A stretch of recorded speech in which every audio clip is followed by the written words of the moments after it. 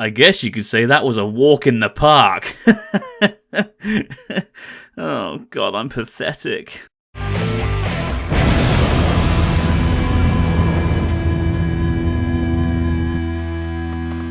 Hey guys, I'm Anderson9132, and I'm the Robot Wars Guru. Boy did Mike Franklin know what he was doing. Not only did he make the surprisingly high-tech 101 with its sensor-activated stabbing spike, but he also had great success in making robots that used legs for locomotion, winning several gold medals in techno games with his lightweight sprint robot Scuttle and its heavyweight counterpart, Scuttle B Squared. After some good success with 101, it sadly became outdated, as proved by it being massacred by Fluffy in round 1 of Series 5. After this loss, Mike Franklin went back to the drawing board and used his success with walkers to his advantage, building Anarchy. Anarchy was essentially Scuttle B Squared, but with a huge flipper and axe added to give it some fighting power. Did it work? Was it worth such a drastic design change? Well, let's take a look.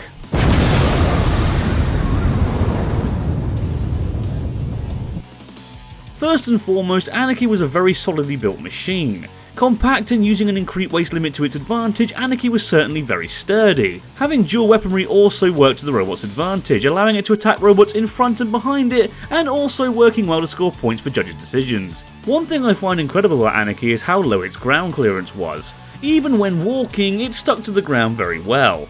And even when this ground clearance was exploited, it was too heavy for it to really matter. The only thing I think was a bit too risky was the exposed sides. The legs were literally a huge target for any decent spinner, and whilst protected by 12mm thick polycarbonate, I do think they were lucky not to fight a more potent spinner than Incredible. Also, when its flipper was raised, it did leave a bit of a chasm, which Tornado was happy to point out. Still, it was certainly well designed for the most part. 4 out of 5.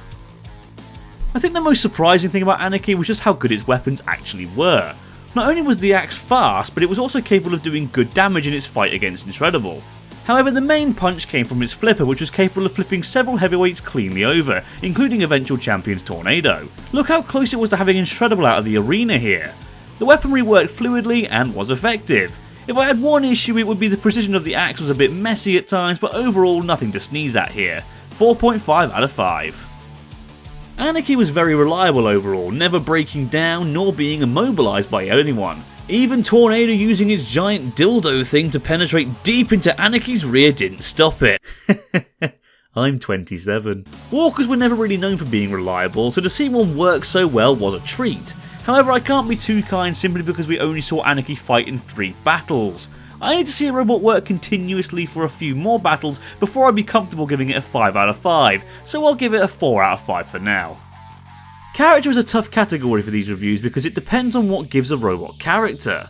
For me, there's quite a lot of things that go into it. How much of an impact the robot makes, how much of a fight it put up, and how entertaining in the arena it was are just some of these. And Anarchy ticks all 3 of those boxes pretty damn well. Anarchy managed to take the so far failed concept of a walking robot and actually make it effective. It improved on pretty much everything that walkers suffered from, such as slow speed and rubbish weaponry. Also, seeing it trundle around the arena is kinda cute.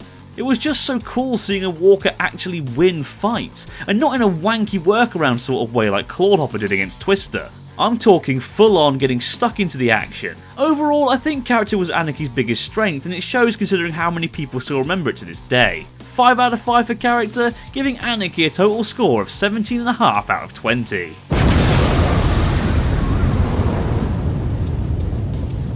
Now, I admit that score does make it look like Anarchy is some unstoppable beast that was a potential grand finalist.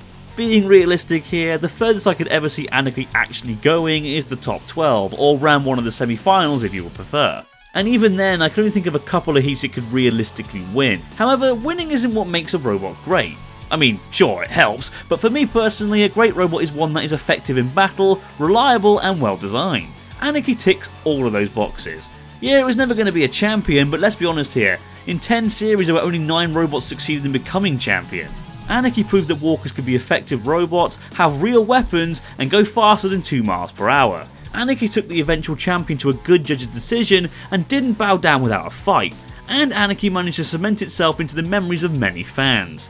If that doesn't make it a good robot, I don't know what does. And that's it for this review and this video. Do you agree with me or do you think I'm being a prat? What do you think of Anarchy? Let me know in the comments below. Thanks for watching, I've been Anderson9132 the Robot Wars Guru, and I'll see you next time.